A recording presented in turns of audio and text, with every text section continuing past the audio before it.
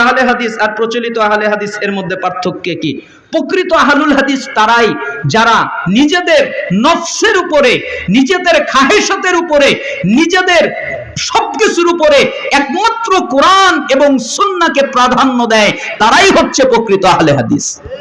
সম্পূর্ণ কোরআন সুন্নাহ অনুযায়ী তারা জীবন পরিচালনা করে, তারা জীবন যাপন করে কোরআন অনুযায়ী এবং সহিহ হাদিস অনুযায়ী।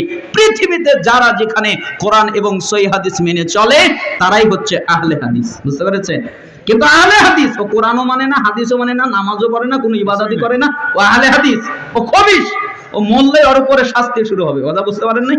আহলুল হাদিস ওইটা নয়, নামাজ পড়বে না, দাবি করবে, মাঝে মধ্যে জুমার দিন যাবে, বুকে হাত বাঁধবে আর আরেকজনের সাথে টোকরা টুকরি করবে, ওটা আহলে হাদিস নয়। ও কলঙ্ক। আহলুল হাদিস হচ্ছে ওই ব্যক্তি যে নিজের নফসকে মুহাম্মদ সাল্লাল্লাহু আলাইহি ওয়াসাল্লামের সামনে নত করে দেয়। মুহাম্মদ সাল্লাল্লাহু আলাইহি ওয়াসাল্লাম যা বলে তাই পালন করে, পবিত্র কোরআন এবং বিশুদ্ধ হাদিস অনুযায়ী জীবন যাপন করে। এই হচ্ছে প্রকৃত আহলুল হাদিস। আর প্রকৃত হানাফিরাও তারাই। প্রকৃত হানাফি কারা? যারা সম্পূর্ণ কোরআন এবং হাদিস মেনে নেয়। কেন আবু হানিফা রাহিমাহুল্লাহ বলেছেন ইজা সাহাল হাদিস ফাহুয়া মাযহাবি, যখন সহিহ হাদিস পাবে ওইটা কার মাযহাব? হানাফি মাযহাব। তার মানে হানাফি মাযহাবে জাল জয়ীফ হাদিস নাই, হানাফি মাযহাব হলো সহিহ হাদিস। এজন্য আমি বলি যে ইমাম আবু হানিফা রাহিমাহুল্লাহ সহিহ হাদিস তার মাযহাব বলেছেন, তাই বুখারী ইমাম আবু হানিফার মাযহাব, মুসলিম ইমাম আবু হানিফার মাযহাব, হিদায়াহ ইমাম আবু হানিফার মাযহাব নয়। কেন? হিদায়াহের ভিতরে জাল হাদিস রয়েছে, জয়ীফ হাদিস রয়েছে, মিথ্যা হাদিস রয়েছে, পৃষ্ঠায় পৃষ্ঠায় রয়েছে, ওটা আবু হানিফার মাযহাব নয়। তিনি বলেছেন সহিহ হাদিস তার মাযহাব, তাহলে বুখারী হলো তার মাযহাব। কথা বুঝতে পারেন নাই?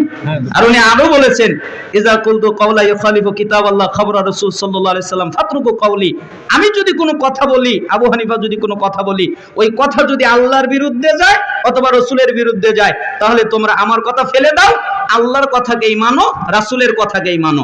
তাহলে আবু হানিফা একটা কথা বললো আর ওই কথাটা কোরআন বা হাদিসের বিরুদ্ধে গেল, এবার যদি আবু হানিফাকেই মানি তাহলে আবু হানিফার কথা মানা হবে না। আবু হানিফাকে মানা হবে কখন? যখন আল্লাহকে মানবো, রাসূলকে মানবো, আবু হানিফাকে ত্যাগ করব। কেন? উনি বলেছেন আমার কথা যদি ভুল হয় আল্লাহরটাই মানো, রাসূলেরটাই মানো। কথা বুঝতে পারেন নাই?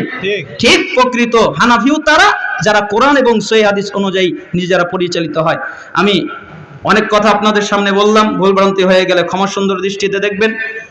অনেক অতিথি এসেছেন, তারাও কথা বলবেন, আরো বক্তা রয়েছেন, তেনারা কথা বলবেন। আল্লাহ তাআলা আপনাদের কবুল করুন, জান্নাতের জন্য কবুল করুন, এই মজলিসকে কবুল করুন। ওয়া আখিরু দাওয়ানা আলহামদুলিল্লাহি রাব্বিল আলামিন। আসসালামু আলাইকুম ওয়া রাহমাতুল্লাহি ওয়া বারাকাতুহু।